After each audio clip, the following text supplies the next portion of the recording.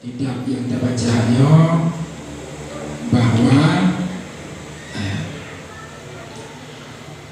kalimat la ilaha illallah itu wajib ada amal, wajib ada amal, tidak boleh hilang mat.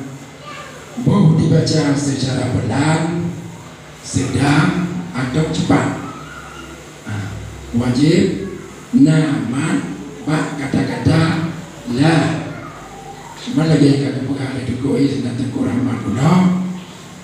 Ibarat cara dihadirkan man la pada bacaan cepat. Ia tentu saja beda dengan dihadirkan man bacaan sedang.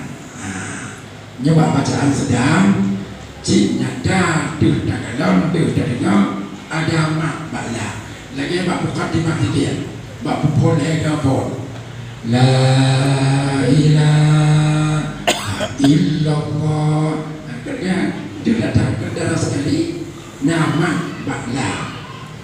Lalu pada bacaan cepat wajib juga ada mak, tapi tentunya cara menghadirkan bacaan cepat tidak lagi sama dengan cara tabegat pada bacaan pelan. Caranya adalah dengan menekan suara sedikit.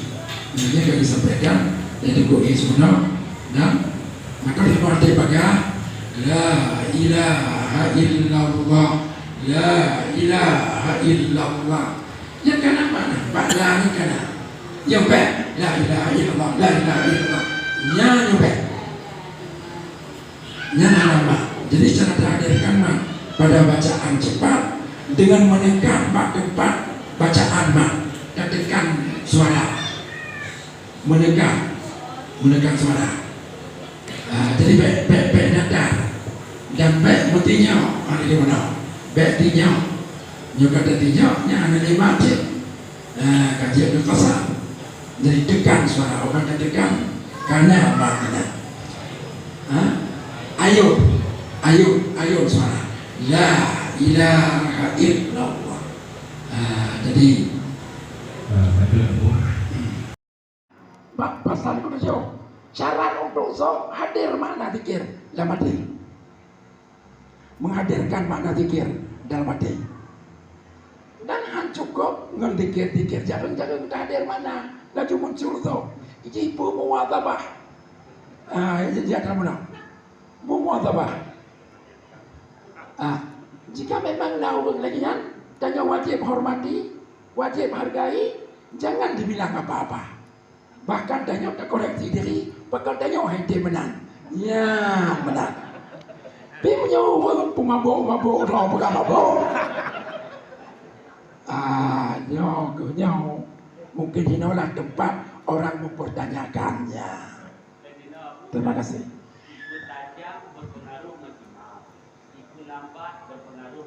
Yang dana mandai thai bahkan bagai tidak karena bagai apa pimpinan berarti mendengar ni anak ada benar yang awak dari beraya itu dicek itu